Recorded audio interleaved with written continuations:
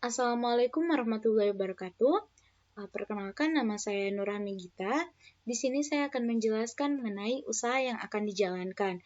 Nah, untuk nama usaha yang akan dijalankan yaitu Clothes by Gia. Nah, apa itu Clothes by Gia? Jadi, kami di sini menjual berbagai produk kaos, topi, dan tote bag dengan motif sesuai dengan yang didesain oleh customer kami.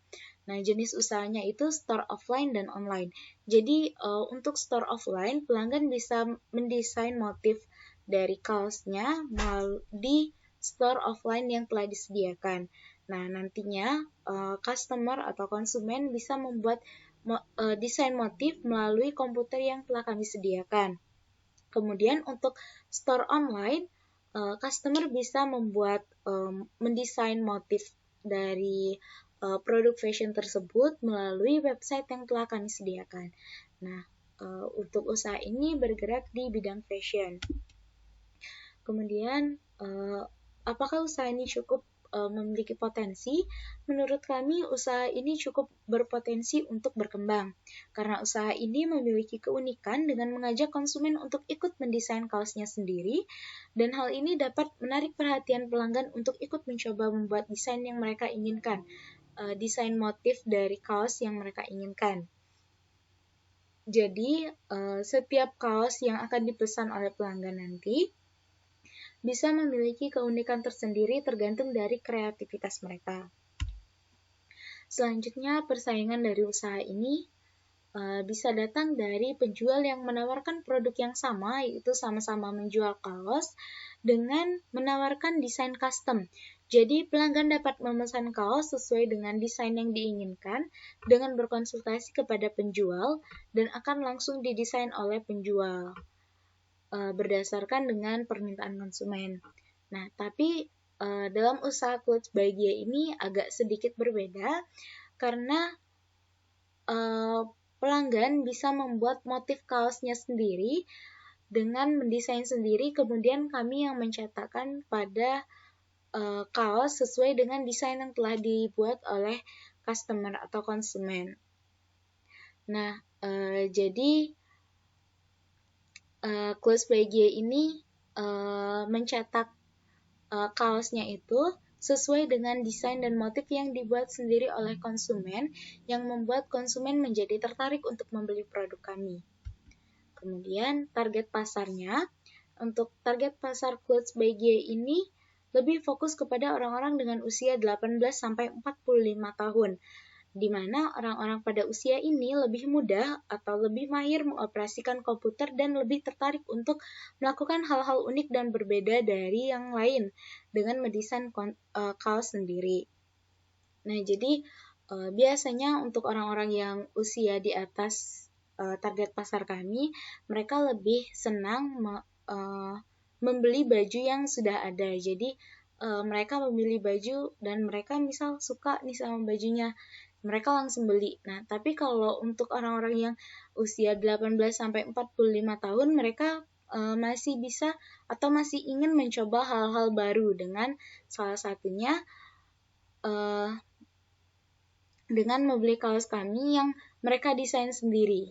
Jadi mereka lebih bersemangat karena mereka bisa membuat motif yang mereka inginkan, kemudian kami yang akan mencetakkan pada kaos.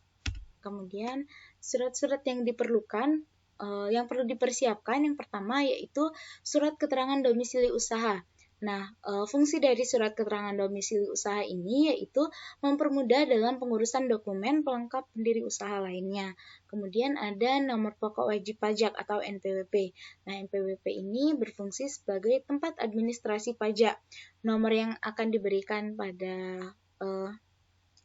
diberikan kepada wajib pajak dan sebagai bukti wajib pajak dalam melaksanakan kewajiban perpajakan.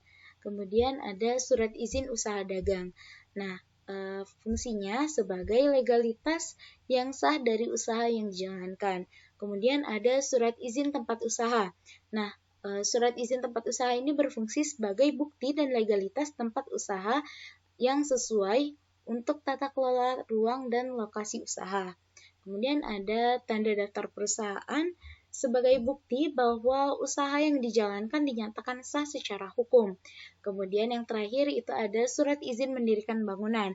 Jadi surat izin yang diberikan oleh pemerintah daerah yang mendirikan bangunan untuk tempat usaha dan bertujuan untuk menjaga penggunaan dan fungsi yang telah diatur pada tata kota. Kemudian dana yang dibutuhkan, yang pertama itu ada yang namanya biaya tetap. Nah, untuk biaya tetapnya itu ada hosting domain sebesar 1,8 juta per tahun. Jadi biaya hosting dan domain ini per tahun sebesar 1,8 juta. Kemudian sewa ruko 30 juta untuk per tahun. Kemudian mesin printing kaos ini 15 juta satu mesinnya. Jadi ini merupakan harga mesin printing kaos yang menjadi salah satu alat yang sangat kami butuhkan. Kemudian 2 set komputer yaitu 4 juta rupiah. Selanjutnya ada biaya variabel. Nah, biaya variabel yang pertama itu adalah untuk kebutuhan kaosnya yang kami jual, yaitu sebanyak 150 piece kaos sebesar 3 juta dengan harga satuannya itu 20.000. Kemudian kaos lengan panjang 150 piece dengan harga satuannya 25.000 dengan total 3,75 juta. Kemudian 100 piece tote bag dengan harga satuannya itu 10.000 dengan total 1 juta rupiah, dan 50 piece topi dengan harga satuannya 10.000, totalnya setengah juta rupiah. Kemudian ada dana yang dibutuhkan itu ada biaya operasional. Nah, yang pertama itu biaya listrik. Nah, untuk listrik per bulan itu sebesar 0,6 juta atau 600.000 rupiah. Kemudian biaya pulsa per bulan ini untuk operasional dari perusahaan yaitu sebesar 100.000 rupiah atau 0,1 juta. Kemudian biaya bensin atau biaya bensin ini untuk operasional per bulannya. Jadi untuk biaya pengantaran, nah itu masuknya ke biaya bensin ini, yaitu sebesar 200.000 per bulan. Kemudian ada jasa karyawan atau gaji karyawan. Nah, itu sebanyak 4 juta. Jadi biaya karyawan yang membuat karyawan yang kami gunakan jasanya yaitu untuk membuat motif yang akan ditampilkan pada konsumen dalam memilih motif nantinya. Kemudian karyawan yang membantu dalam printing produknya. Kemudian penjualan dari usaha ini yaitu 150 piece kaos dengan total 13,5 juta, yaitu untuk kaos lengan pendek dengan harga satuan 90.000, kemudian 150 piece kaos lengan panjang dengan harga satuan 95.000 dengan total 14,25 juta, kemudian 100 piece tote bag dengan harga satuan 45.000 dengan total 4,5 juta, dan 50 piece topi dengan harga satuan 45.000, harga total penjualan 2,25 juta. Nah, analisis BEP. Jadi, modal yang kami keluarkan yaitu sebanyak 62.950.000.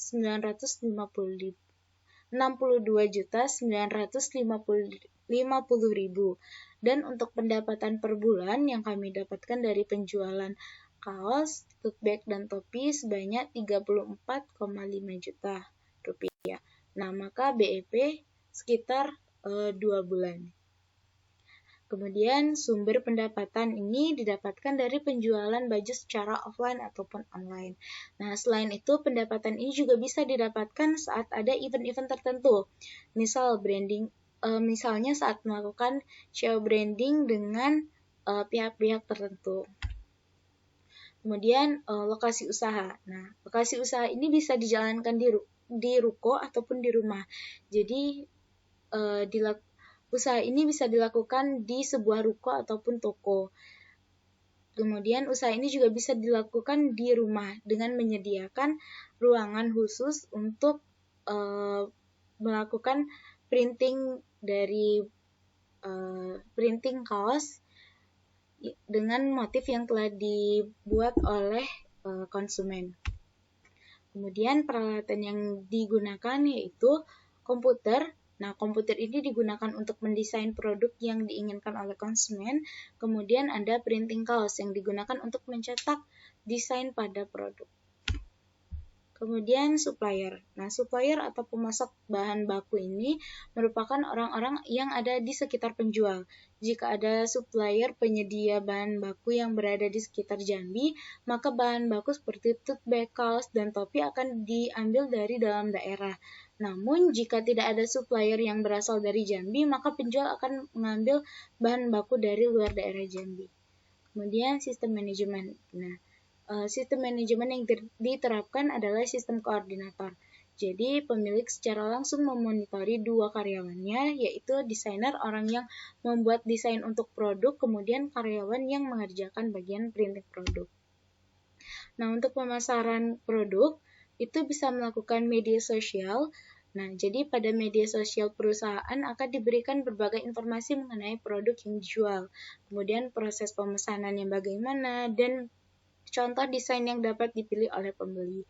Kemudian melalui website, ini tentu ya melalui website karena pembeli pasti melakukan desain atau mendesain motif melalui website yang telah kami sediakan nantinya. Jadi pada website perusahaan akan ditampilkan berbagai jenis produk dan desain yang dapat digunakan untuk motif produk yang diinginkan. Selain itu, dalam website tersebut juga akan ditampilkan desain dari produk yang diinginkan serta penggunaan motifnya.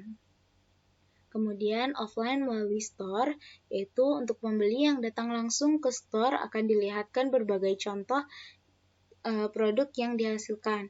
Pelanggan juga bisa langsung membuat desain produk dengan komputer yang telah disediakan di store nantinya.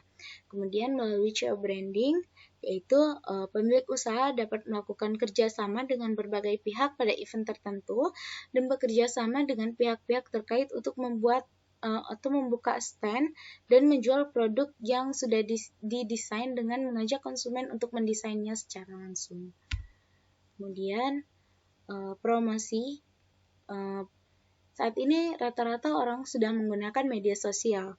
Jadi promosi ini lebih mudah dilakukan di media sosial.